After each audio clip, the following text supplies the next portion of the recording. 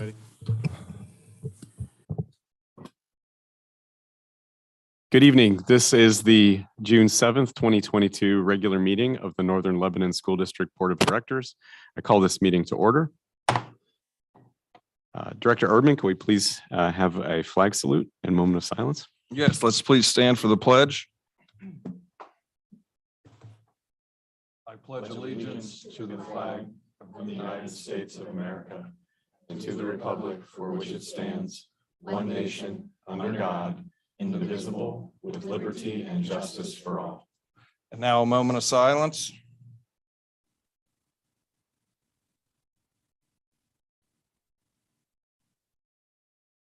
Thank you.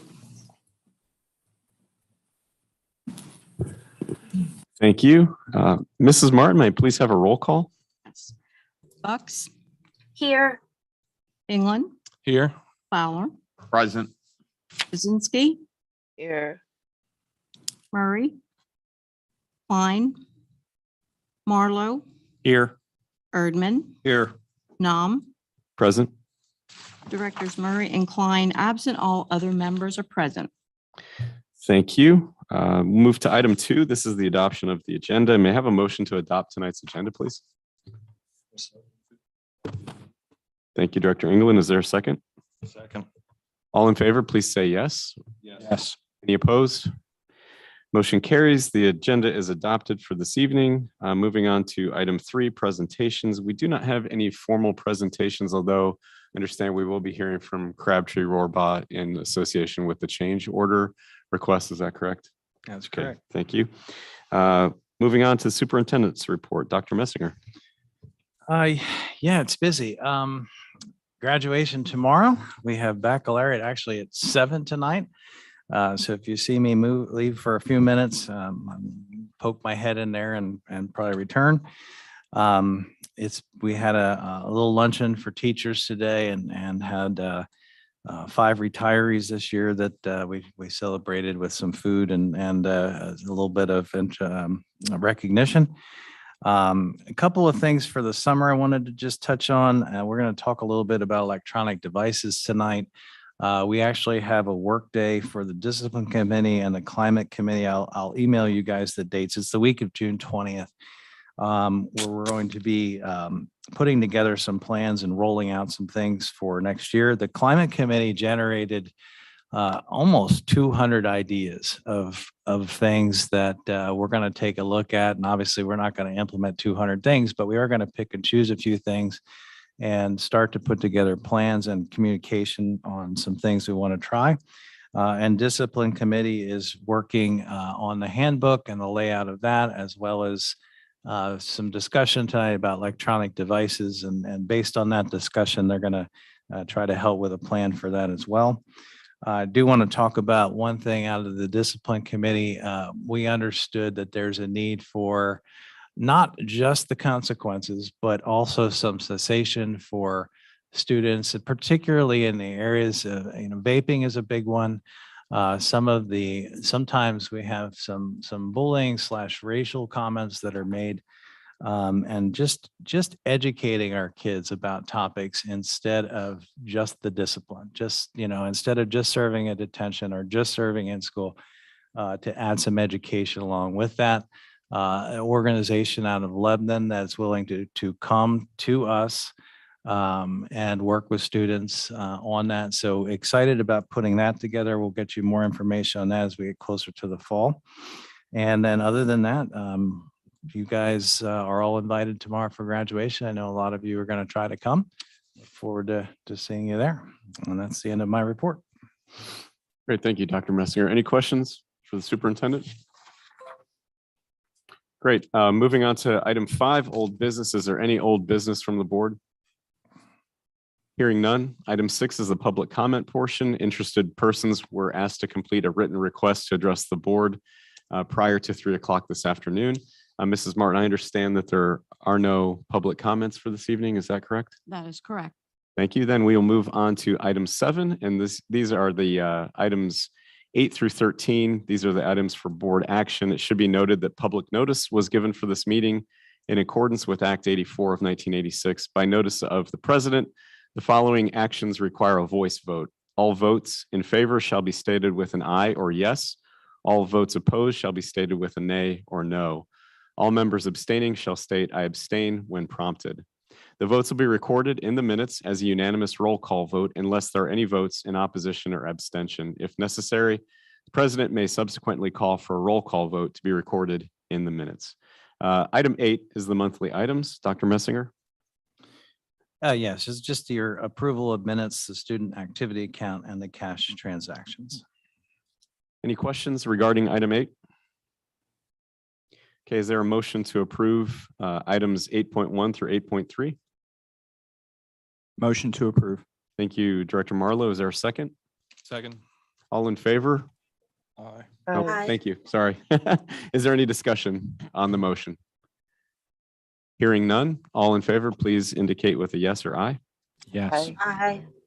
Any opposed? Hearing none, motion carries. Item 9, budget and finance. Yeah, 9.1 is the same resolution that was brought for approval in May. This is the final adoption for that. And since that is a big item, I'll stop after 9.1 to see if there's any discussion or questions. Any questions regarding 9.1, the final budget? Okay, hearing none, we'll go to item 9.2. 9.2, we are excited. Leanne came to me and said, I have a resolution. We're going to move some money into designated for capital projects. We've been talking about that since I got here.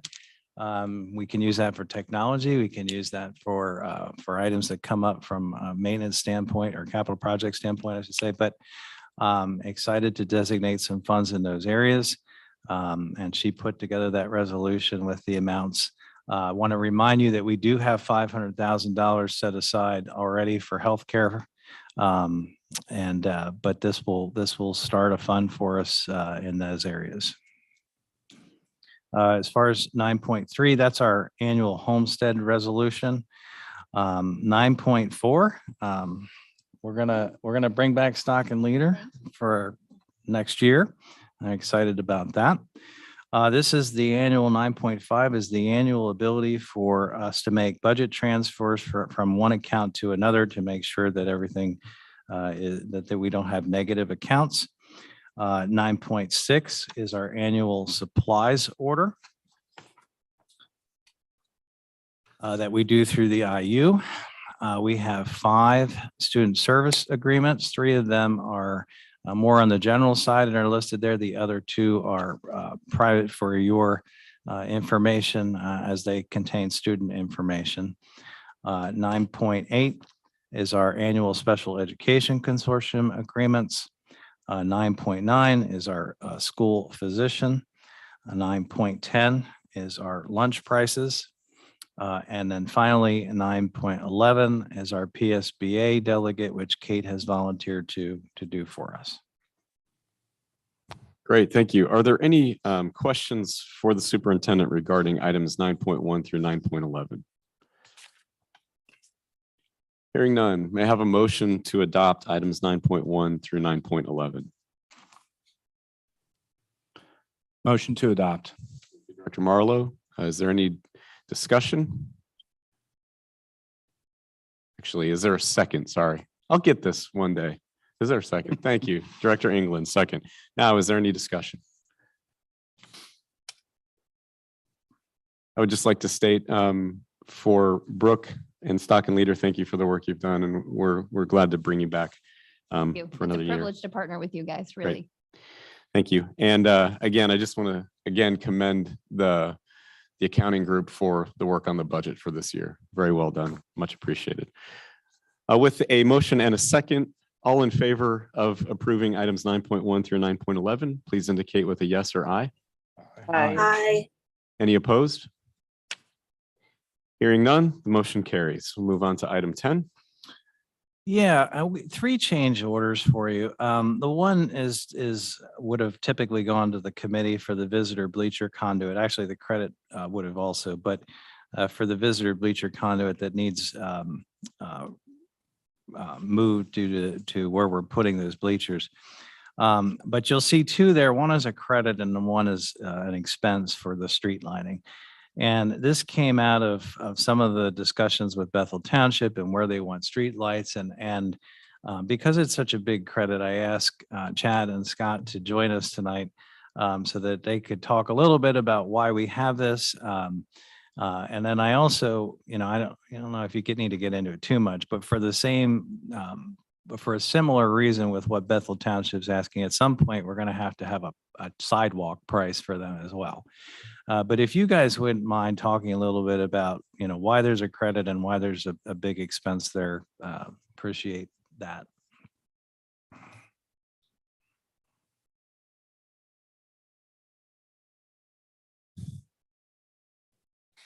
Yeah, so obviously when we have something of this value, we want to get in front of you and let you know what's going on and why there's such a large change order. If you recall, during the approval process, Bethel Township did require a lot of additional improvements to happen. Off-site improvements, expanding of the roadway, adding sidewalks, adding street lighting and things like that. So we knew those were coming. We adjusted the budget at the time and for a lot of those extra things. The challenge was with the street lighting. There's a lot of different ways, and Chad can talk in a little bit more detail about this, but there's a lot of different ways MedEd can go about doing this, whether they do all the work themselves and the district reimburses them. We didn't have all the information at the time we bid the elementary project, so we didn't have that information in the bidding documents, and that's why now that we have the information, we have a price to install those lights. When we got to the field house project, when once again they wanted those same improvements of lights and sidewalk, we took a different approach and said, let's at least get something in the documents from some power and kind of some sort of assumption, so that we're not coming across a change order like we'll have for the elementary school. So they did get some in the documents. They over assumed, and we had to, and that's why we actually see a credit there. But I'll let Chad talk about the different options that MedEd had and what they ended up deciding on. Yeah, thank you. So to cover the street lights, there's a coordination that needs to take place between MedEd and Bethel Township. And there's 5 different options that you can choose from. And it goes from nothing being installed by MedEd to everything being installed by MedEd, or a combination thereof, and that creates 5 different options. And past experience, it differs, and MedEd's options change depending on light styles and what's available.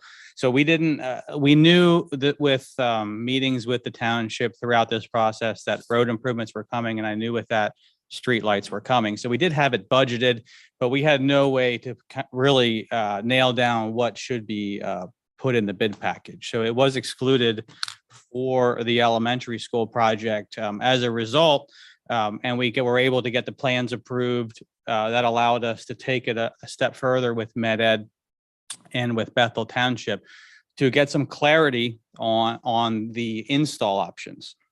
Okay, then ultimately they end up choosing an option which gave us a little bit of direction for the athletic fields project, which allowed us to put something in the bid. The one thing that we really overshot on, and which is why we're getting the $27,000 credit, was contractor does trenching and ultimately does backfill, but what they aren't doing is providing the conduit and the actual electrical wire. So that's what you're actually seeing the credit for is the conduit and the wire. Other than that, everything is done by the electrical contractors to basically dig it up, let MedEd do their thing, and then they'll put it back in and fine grade it and detail it up. And then MedEd will come back in and put the lights actually in themselves. So that's, kind of a brief explanation as to what happened and why we're seeing $100,000 change order for the elementary school, and ultimately why we're seeing the $27,000 credit change order for the athletic field project. And if there's any questions, I'm happy to answer it. It was confusing for a while. We did have many meetings with MedEd trying to get a resolution out of Bethel Township to finally get to that ultimate where we can make a decision on how to bid this. But unfortunately, it resulted in a change order. So quick question, where are the additional lights going and the sidewalk then? I forget the count, but what you're going to end up having is a street light along Airport Road for the entire frontage of the high school property and the elementary school property at approximately 200-foot spacing. Wow. Okay. Okay, you're also going to have street lighting down School Drive for the entirety of the high school property and the elementary school property. So you're actually going to see lights on both sides of the street for where you have frontage on both sides of School Drive. Okay.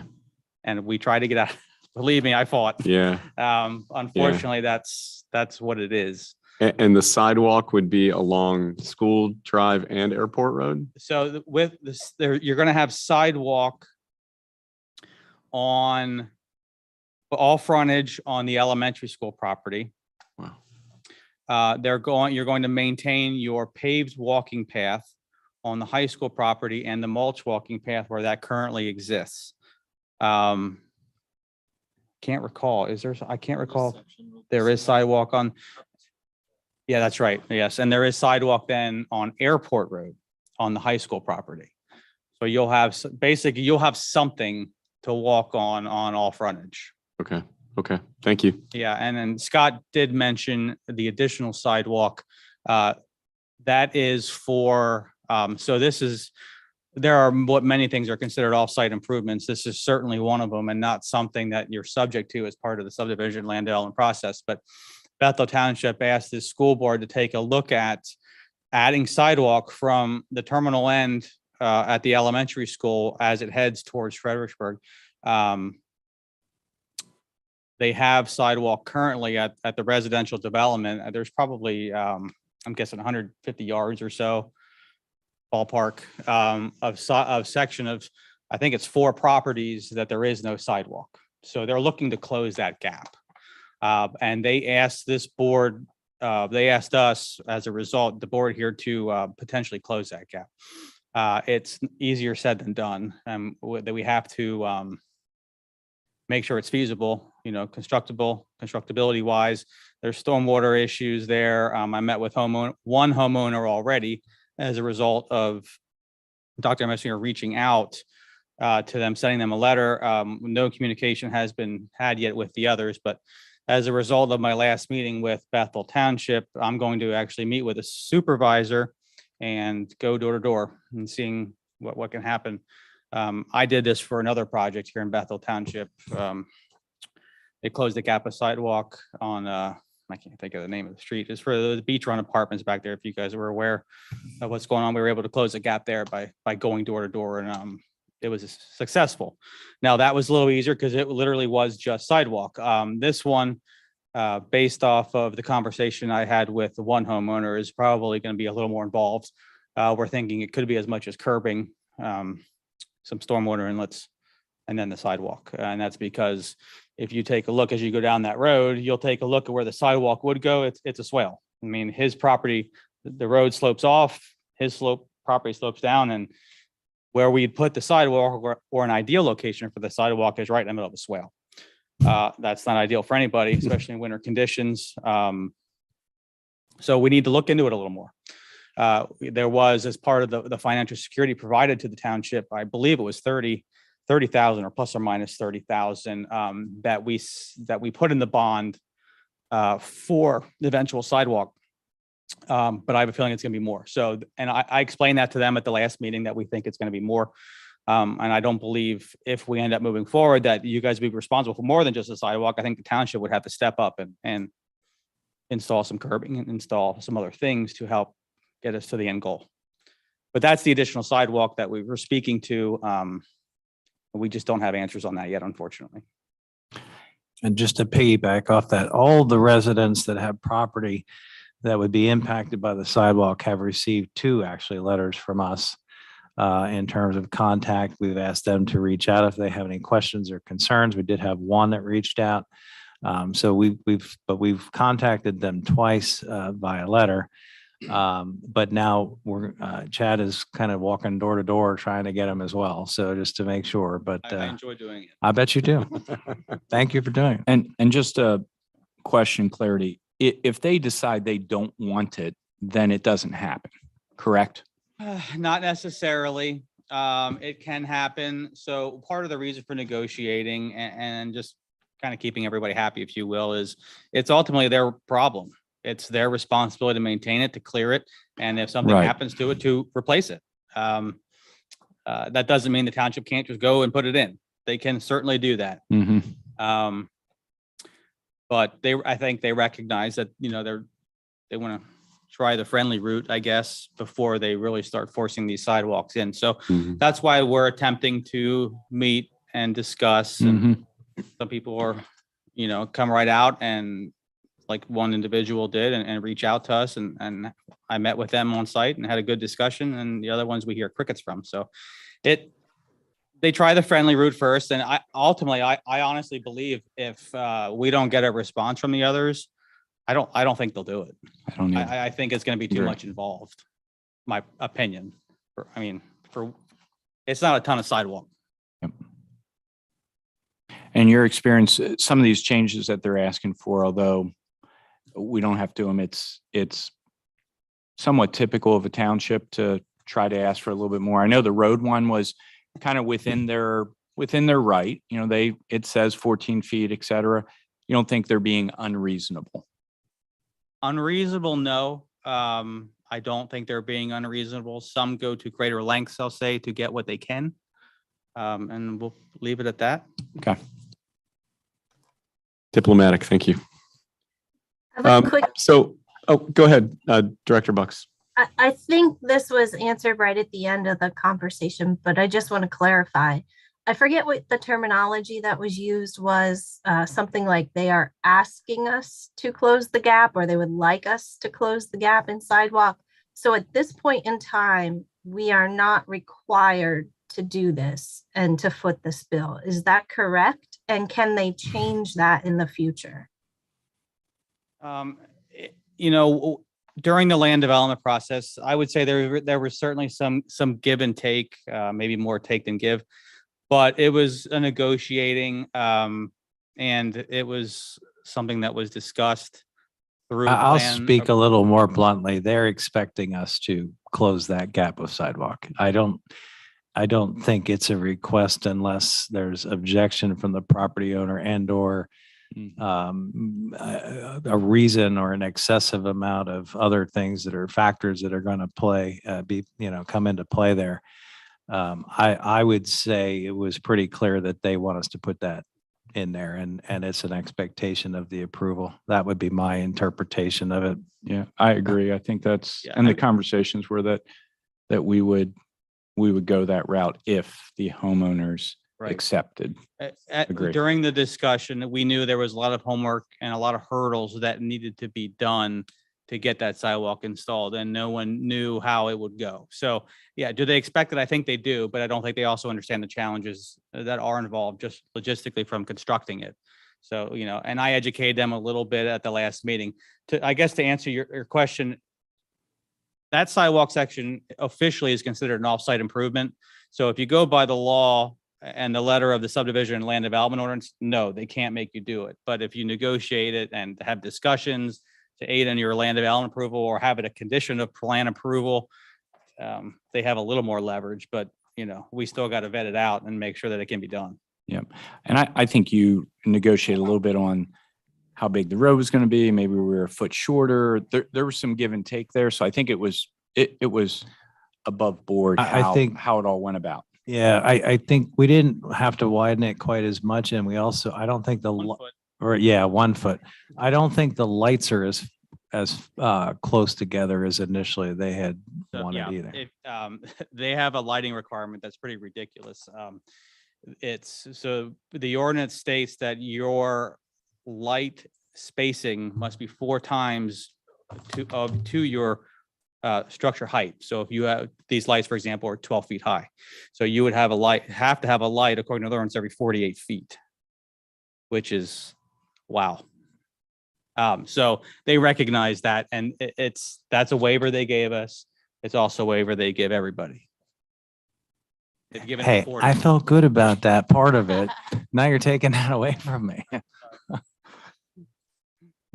So last question, we have remaining contingency on the elementary school of about $400,000. So big picture, are we, Yeah, I always, what's your projection? always a good question. I always say where you're going to come across the majority of any change orders is once you get out of the ground, you're pretty far in the clear. We had the soils issue really was the big killer there that $300,000 of the 500 to date is from those soils issues. So certainly that didn't help the cause, but now that they're out of ground, all the shop drawings are in process, the coordination drawings are in. We know the sidewalk, the potential sidewalk of 30 to 40,000 is upcoming, but there's no other large ones that we're aware of. You don't know about, obviously they come, but I still think we're in good shape. The one condition, of course, is what is it going to be like when they try to finish all the site work? What's the weather going to be like? Are we going to have additional soils issues when they try to, meet the compaction requirements for the paving? That would be my one caution. But as long as we're good on that front, I think we're good overall on the contingency front. And there's other ways to look at things. We always look at a total project scope of work and a total project cost estimate.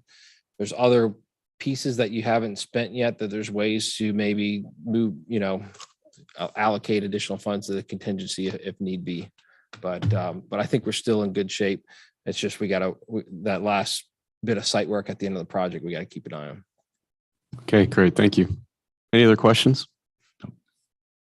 Great. Thank you very much. Appreciate it, gentlemen. Thank you. Okay, is there a motion to adopt item 10.1 in the change orders? So moved. Thank you, Director Erdman. Is there a second? Second. Is there any discussion? Hearing none. We'll move to the vote. All in favor of adopting item 10.1, please indicate with a yes or an aye. Aye. Any opposed? Hearing none, motion carries. Thank you. We'll move on to extracurricular. I know Dr. Messinger stepped away for the baccalaureate for a few minutes. Mr. Reist, are you prepared to discuss? Thank you. Item 11.1 are trips. There are 5 of them listed. Most of them are reoccurring trips that we do annually. The first one is a new one from Trish Schaafbook.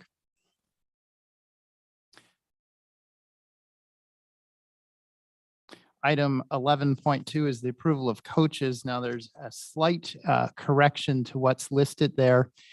The file that's entitled Winter 22, 20 or 34 coaching staff, we're only approving the head coaches. There are assistant coaches there, but they're not part of the approval process tonight, even though they're listed. So those files are attached. Okay, thank you. Any questions for Mr. Reist regarding items 11.1 through 11.2? Hearing none, is there a motion to adopt item 11? I move to adopt.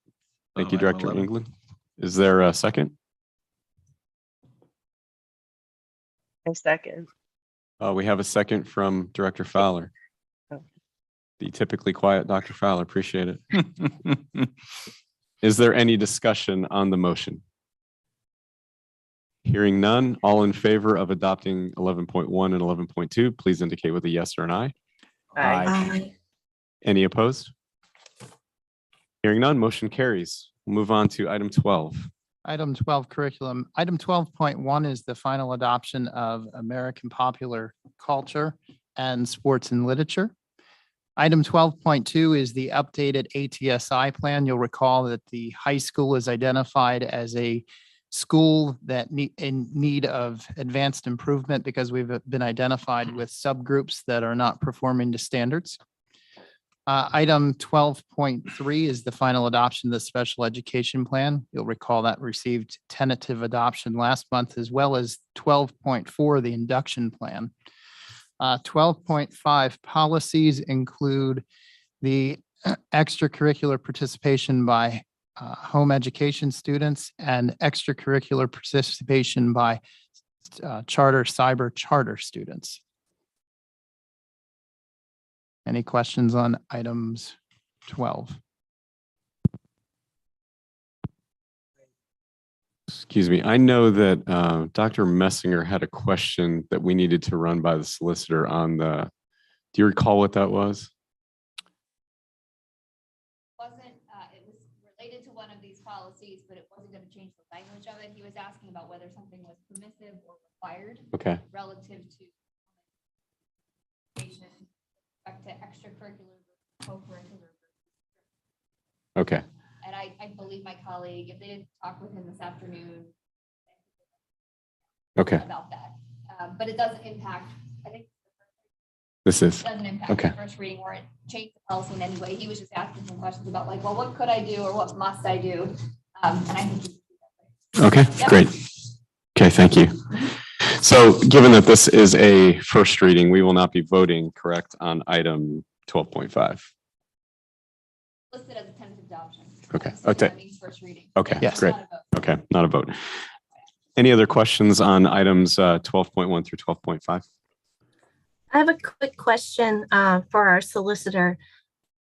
Just to make sure I understand correctly, we are required by law to allow cyber and charter school students to participate in the extracurricular activities. Is that correct? Whatever is listed in the policy, yes. Our Thank- legal advice is included in what is listed. You are not adopting a permissive approach. Okay, thank Yeah, you. I think It's not a the, discretionary thing. It's only what's required by law is what you were doing. yeah, I think the one piece here that's important to point out is, especially on the charter school, and it's in green on the policy, it says with the exception that a charter or cyber charter school student is not eligible to participate in an extracurricular activity that also requires enrollment in a planned course here. So the example I was given is if, which one would it be? It would be the some of the ag programs that if you had to have co-enrollment, so you had to be in a class in our district as well to participate in that extracurricular, then we would exclude you from ability to participate. Is that fair? Is that a fair statement? I don't know if.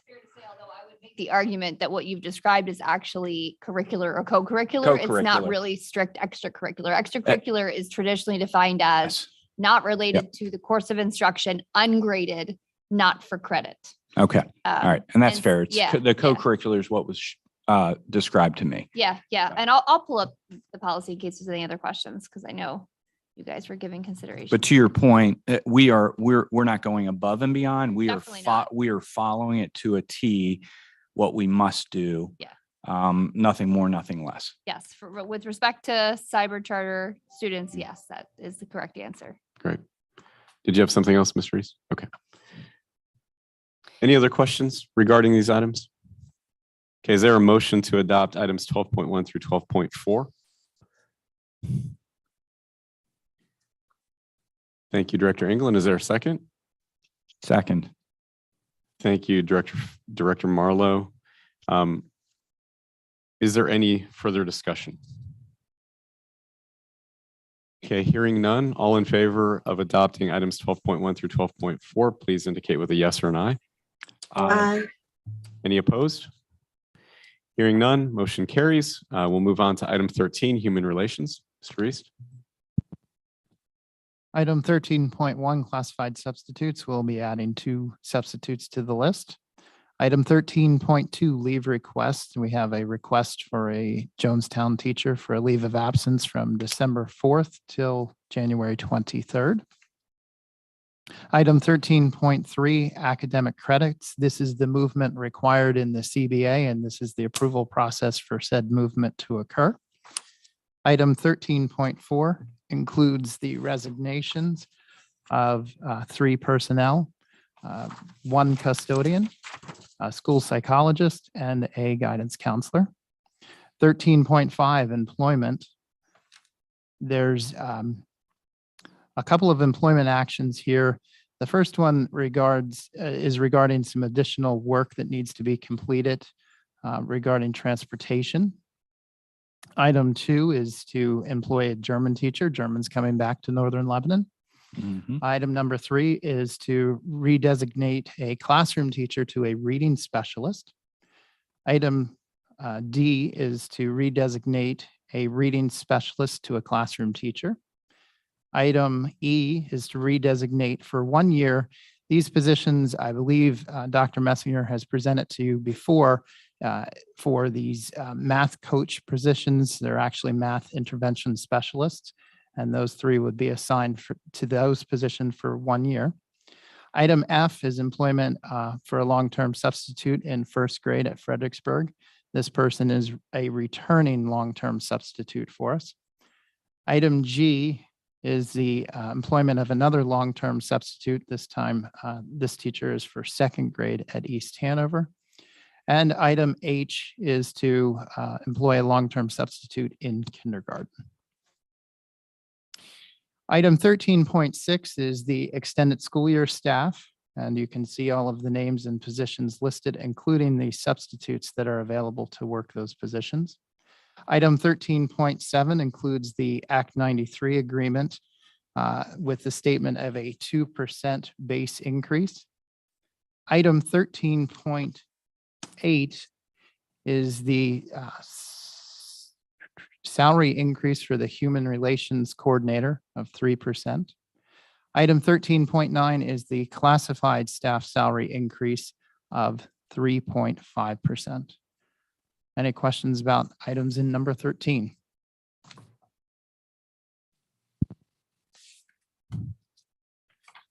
Good report. Hearing no questions, is there a motion to adopt items 13.1 through 13.9? Motion to adopt. Thank you, Director Marlowe. Is there a second? Second. Is there any discussion on these items?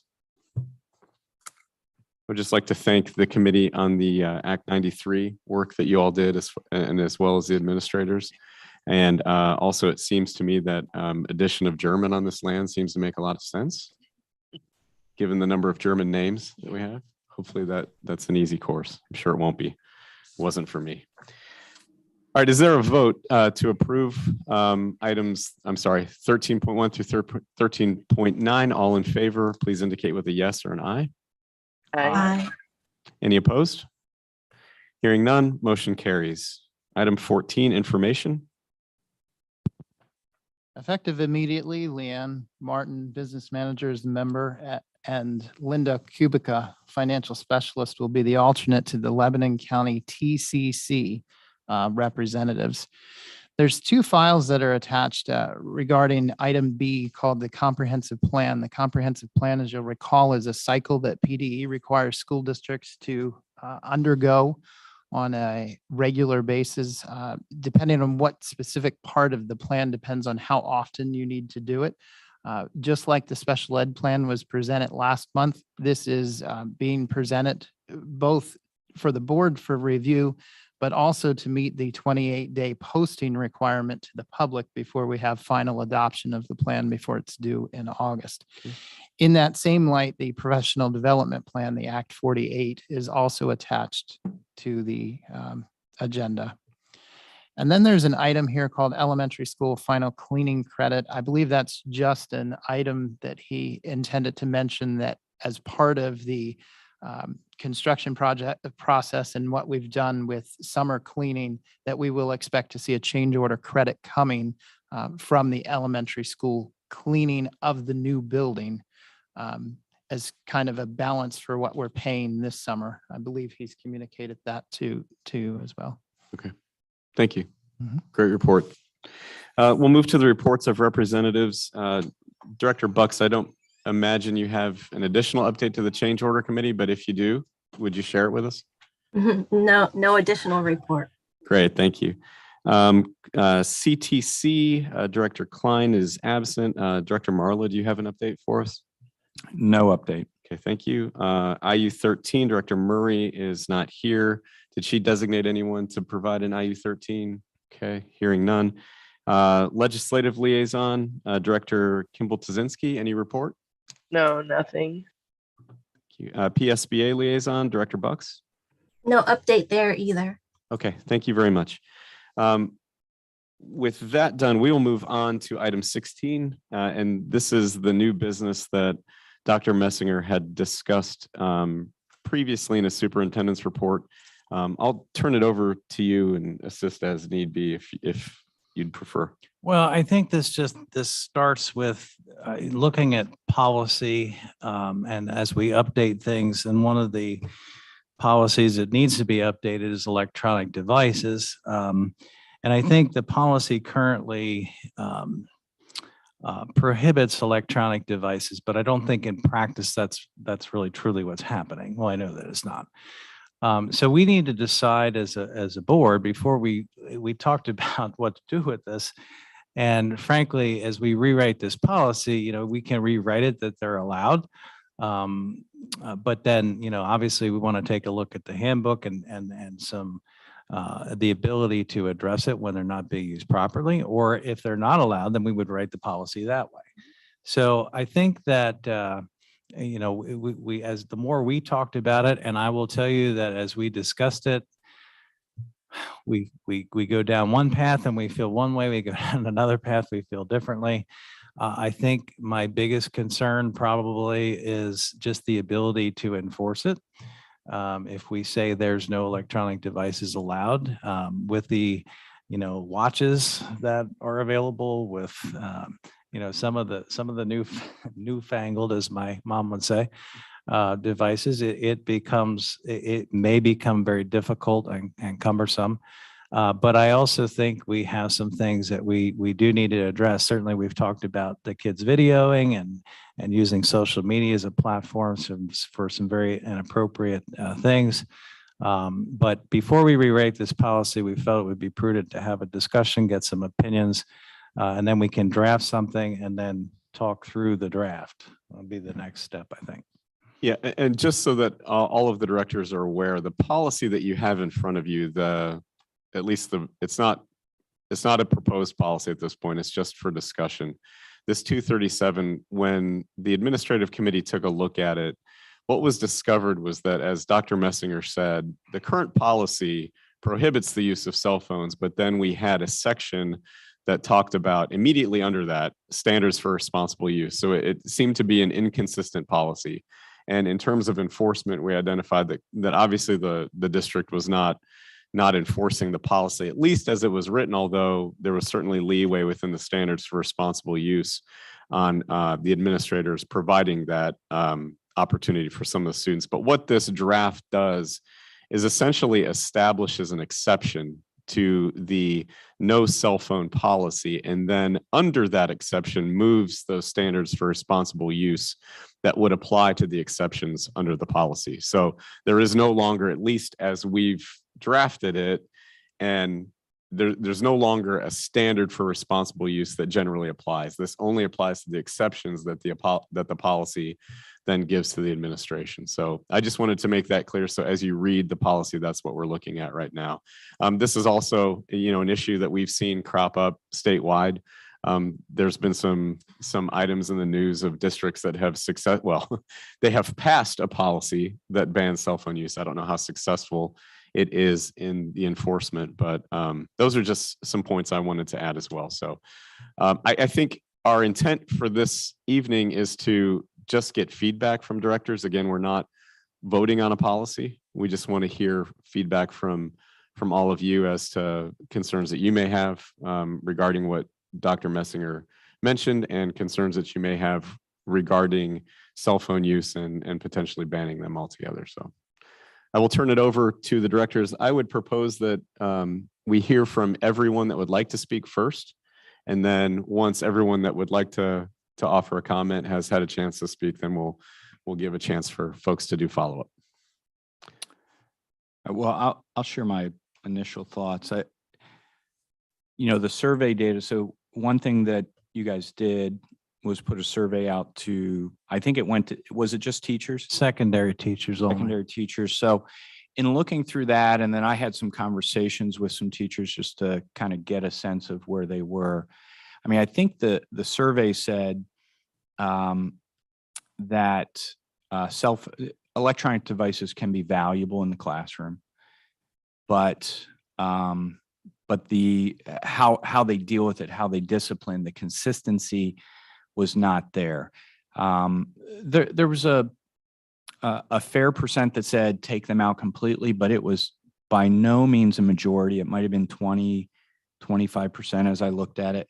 And again, when I talked to folks, they felt like they can be very good in the educational process, but we need to figure out how we have consistent discipline and we're able to control that. Easier said than done.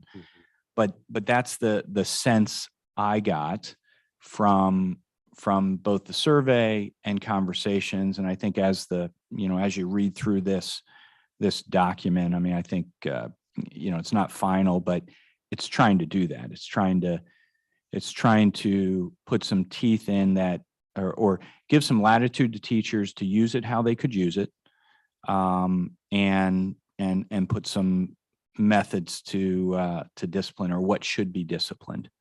And what I heard over and over again, the biggest challenge is the taking of pictures, the recording of video. Those pieces are the pieces that are concerning teachers. It's not the other use. Even listening to music in their class while they're working on something, they felt like in some cases there's some kids that was valuable to them. Again, I'm just giving information on the conversations I had, but that's what I heard as it relates to this. I think personally, from my family standpoint, I think some of this stuff is not on the school, right? The family kind of says this is how you're going to use this as well. I'd love for it to not be part, but yet I get to make that decision whether my kids can or can't bring a cellular device to school. So I might have gone back and forth on that, but there's some good data there. I think the survey was worthwhile. I don't know if there's been other conversations that you can share that were not from the survey that you feel like, this is what you're hearing from the secondary teachers. The discipline committee has spent a great deal of time talking about cell phones. And I don't know that there's any more consensus. Now there's a lot of material that we've looked at. There's a lot of examples of cell phone policies. There's a lot of examples of the consequences that go along with them. But I just had a conversation today where the teacher understands the difficulty of it and is looking more toward more severe consequences for inappropriate usage of it. So I probably would say that in my conversations, there's a few that I think have had some bad experiences that would say get rid of them. And I think there's a mindset that I have that, and I say that not just because of inappropriate use, but just because of I do the same thing. When it dings, I'm drawn to it. What's going on? What am I missing? And there's an addictive quality there, I think, that can be negative. But at the same time, I use the example of my daughter, who thank you for letting me step out and see her role in baccalaureate. But I doubt that you misused her cell phone during the course of a day, other than to say, "Are we getting out early for snow?" So there's a lot of kids that use it correctly, but we definitely, I think, no matter what is decided, are going to need to make sure that when it's it's used incorrectly, that we are sending a message. Yeah, if I could just add to that, and I think as educators, our goal is to prepare them for when they step out, and when they step out, they're going to use it, right? So to your point, how do we allow something and yet in that process kind of teach them the proper use of that? I can tell you as a parent, as my kids grew up and went out, we've adjusted how we've allowed or not allowed, and we did not do it right in the beginning. And so the cold turkey, I've now got this thing as they stepped out, wasn't the right approach either, right? So there's some balance there, and I think this is a good thing to debate, have conversations on, so that we do it so that we do it right. And it might land that this is not the place for that, but I think there's some good conversation to be had about it. I'm done. Director England? So I think our responsibility is to make sure that the policy aligns with practice. I think we create an inconsistent front when those don't agree. And I guess my comments are more philosophical than they are practical at this point. Creating a document that allows administrators to enforce it consistently, so they're not in a lose-lose scenario. I don't want the students to feel like, they let them do it. These teachers let them, the administrators don't do anything when they're written up, whatever. I think those words get around. So I think it's important that we create a consistent dynamic. I believe our number one priority as a board is to create an environment that fosters the best educational experience possible. So I don't know exactly what that looks like, but I think that's our goal. And I think we need to work towards that end. So whatever that looks like, I think it should be understood, consistent, and then enforced on a regular basis. Great, thank you. Any others? I have some comments on the policy. Great. So first and foremost, I think it is important to clearly delineate what is inappropriate use. If we want to clearly state that that's mean if students are on social media sites and they're caught doing that, that there should be disciplinary action, or whatever it is that we decide is inappropriate use, we should very clearly state that and then be prepared to discipline for whatever we say is inappropriate. As I was looking over the policies there were a few things that kind of jumped out to me. E-readers is listed on our current policy as inappropriate usage, or that they're not supposed to be using them. And I know a lot of people really prefer to read their books on a Kindle or something like that. So I would say, I'm not quite sure why we would want to be prohibiting that, but I think that should probably come out of there. Also, as I read it, I'm interpreting it that we're currently saying that students using electronics on a bus is prohibited. So first, I don't think that's practical. I'm not sure that that's necessary, but also that's like impossible to enforce. And that's putting that enforcement on the bus driver who should be focusing on driving. So in my opinion, I would think that that also needs to come out. As far as in the classroom, the use of electronics, I have seen that it can be valuable. I do understand that they can be a huge distraction, but in the science classroom, the ability to take out a cell phone and snap photos of data, of experiments, of even looking through the microscope, the images that you're seeing, that's valuable. And those are things that can't be done or can't be done well on a laptop, the ability to take pictures from a laptop. And so I would think that those are cases where electronics usage in the classroom can be good, and we don't want to completely take all of that away. So I guess to sum it all up, I think we need to clearly state what is inappropriate and be prepared to back it up with discipline. But also there's some things that are in our current policy that I think need to come out. Places where electronic usage is valuable. And that's all I've got. Thanks. And by the way, I think your point about the buses, I think we brought that up in our discussion. I think it might have been Mr. Reese that threw out too, that kids that sit and listen to music on the bus is probably preventing behavior issues on the bus. So definitely something to consider. Great, thank you. To follow up on that, I do know that sometimes students airdrop inappropriate things to one another. So that might be one of the things we want to clearly state. Students should not be doing that, but I'd agree. Keeping kids entertained and quiet on the bus via music or something like that is good. Great, thank you. Director Erdman, Director Fowler. Uh, I think the policy we have in place is a good start, but echo what other board members have said. I believe there definitely needs to be some tweaking done to it. It is kind of silly to say, like Director Buck said, no electronics on a bus. And, the phone usage, I do understand what she is talking about with taking a picture to turn in an assignment at a science lab or whatever. It does just kind of come down to what is appropriate and what isn't.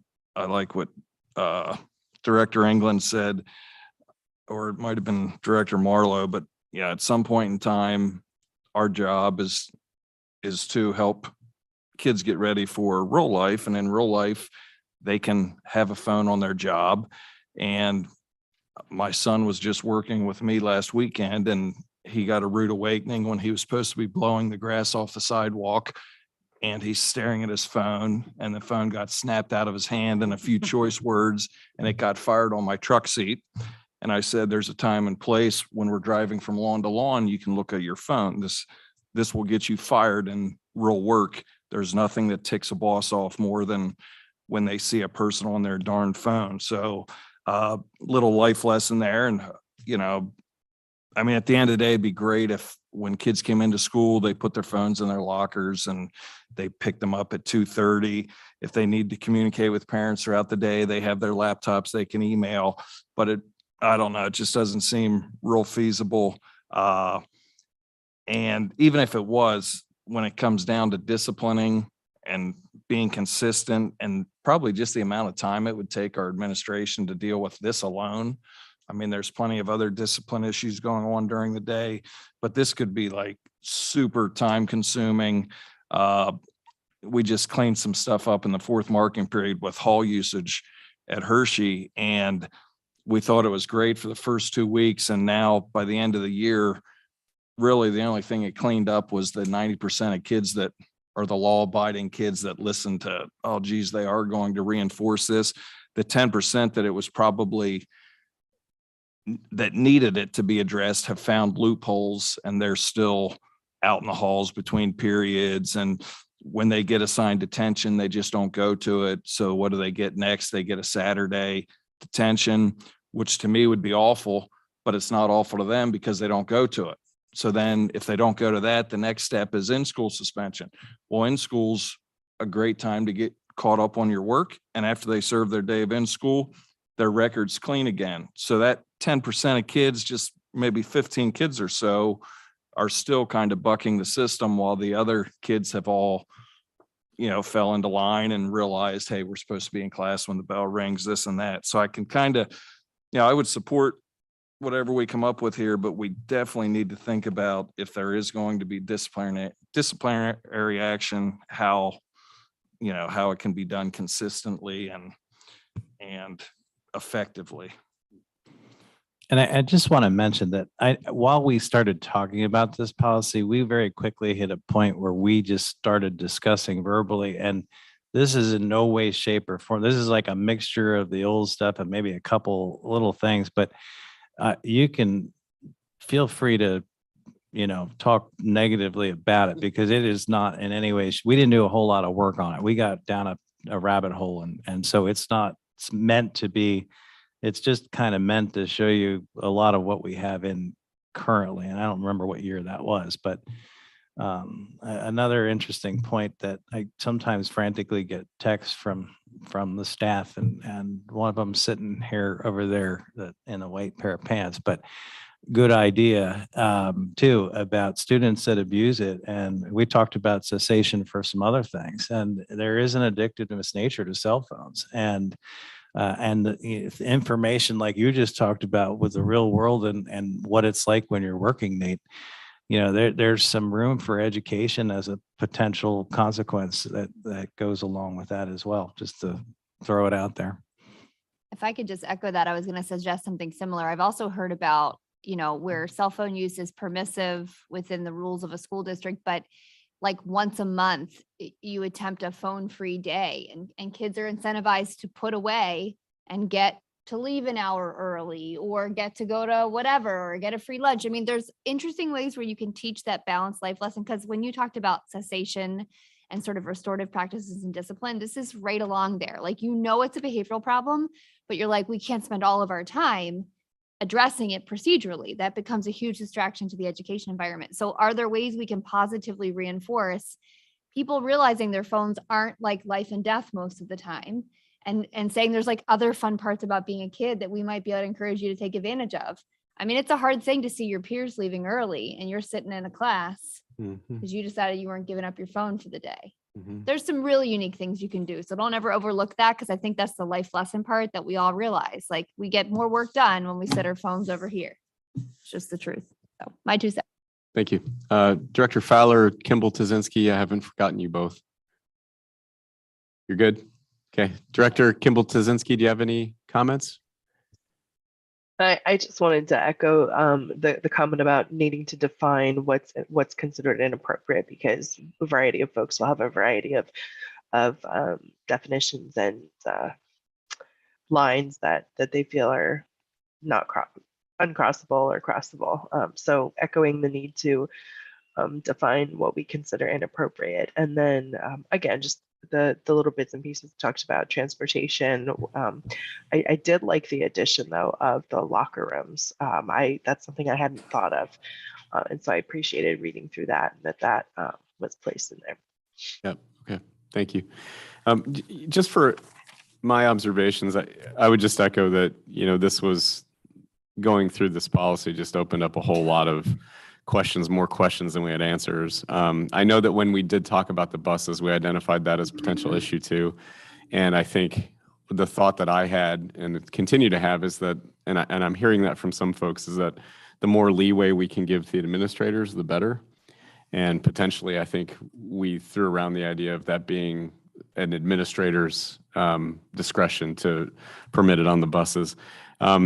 I remember reading the poll results from the teachers too, and one of the things that stood out to me is that a clear majority said it is a problem on some level, both academically and socially, but there was not agreement on the right approach. But the teachers seem to indicate that if the board requires it, whatever the board requires, and if the board backs up the teachers and administrators, that they will do their best to enforce it. So I think that gives us some idea that we are potentially on the same page with our admin and staff if we can develop an enforceable policy. And I completely agree that enforceability is the whole thing. It's one of the lessons we learned as young parents was choose your battles wisely, but win every battle you fight. And I think, that would apply here as well. We really run into the potential of choosing a lot of battles and losing them. And then that undermines the authority of the administrators and the teachers.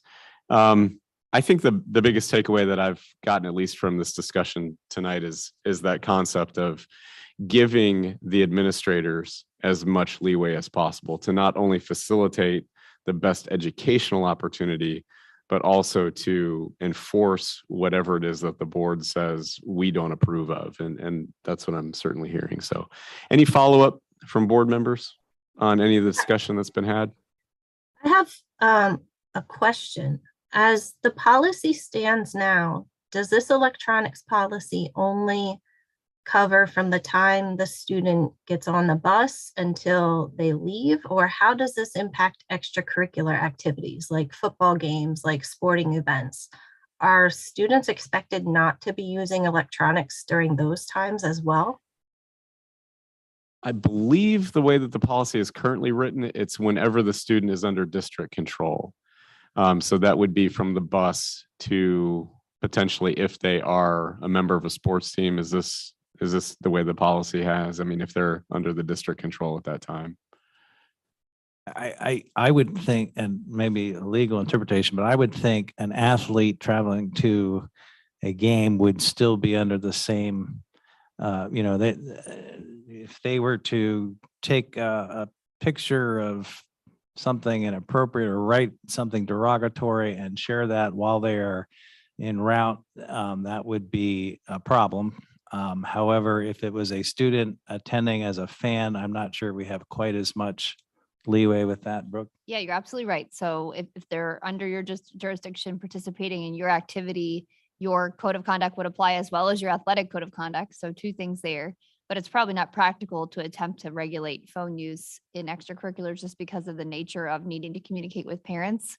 If a student comes on your property and uses their phone inappropriately, like while you could try to regulate it because it's your activity, it's a sheer impossibility, but you certainly have the right if they come to your sporting event and decide to spray paint your bleachers, you would have some ability to discipline them under your code because again, they're on your property coming to your event, as well as criminal things. There's a part in there, now that you brought that up, that I read and I thought, wow, that's odd. It's in point 1 here says, if the conduct occurs during the time the student is traveling to and from school, right? Meaning my child left my home, they're on the way to this school. I thought, wow, how is that? And that's current policy, I guess. How is that enforceable? And is that what we're saying probably is not and does need changed? Is that? They can't can't mean in be. their own personal vehicle. They have to mean under district transit. And that's how it's written today. I thought, wow, that's probably couldn't stand. Okay. Any others? Okay, question for Dr. Messinger. Do you think this gives you enough to proceed? I think what I'll do is I'll take this information back to the day of the discipline committee. I'll get that date out to you if any of you want to join us, or at least for the cell phone portion, we can schedule it for a particular time, that discussion. And have a conversation and maybe start to work on some definitions of appropriate use and some guidelines. And then we would have shortly, not too long after that, I believe we have a policy date scheduled that we could then take that in. Well, we do this Friday, but that'll be after the discipline. That'll be before the discipline committee meets. So maybe the next one following that, then we can start to look at the draft and work on some things at that point. So I think we have enough information that I can at least go back to the committee and say, and the administration's already on that committee as well. So we'll be able to talk through it. Okay, thank you. Good discussion. Appreciate it. Before we adjourn, just would note the dates to remember in item 18. And I would just, for all directors, note that next month we will need to schedule an executive session to prepare the superintendent's evaluation. Dr. Messinger is going to give his report to us at the end of this month. It'd be mid-month, yeah. Okay, and then we will need to find a time for an exec session next month to pull that together for him. And just to be clear, I would anticipate potentially July, there'll be a construction something or hiring. I doubt it will be a long meeting. I would anticipate potentially needing that meeting. At this point, we do not have anything further for June 14th, so we would not need that meeting. Okay, great, thank you. Anything further for the good of the order? Hearing none, is there a motion to adjourn? Director England, is there a second? Second. Any discussion? All in favor, please indicate with a yes or an aye. Aye. Any Aye. opposed? Thank you. Motion carries. This meeting is adjourned. Appreciate it, everyone.